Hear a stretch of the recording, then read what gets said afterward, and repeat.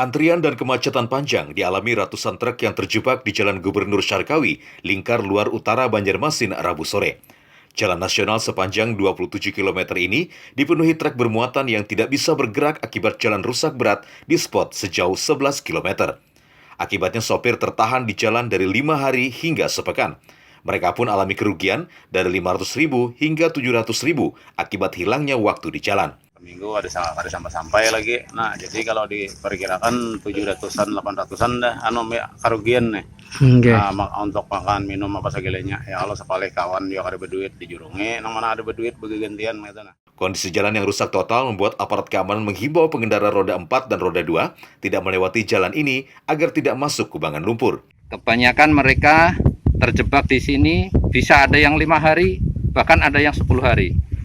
Jadi kita harapkan untuk warga yang tidak berkepentingan, terutama mungkin yang memakai minibus ataupun mobil-mobil kecil, untuk tidak melalui jalur Jalan Syarkawi terlebih dahulu.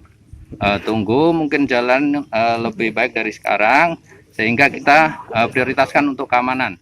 Di sejumlah titik jalan yang hancur dan jauh dari pemukiman, nasib sopir juga alami kekurangan makanan. Mereka hanya bisa berharap bantuan makanan dari relawan yang lewat di lokasi, karena jauh dari warung dan rumah makan. Dari Sungai Tabuk, Kabupaten Banjar, Pili, Kalsel, 1net.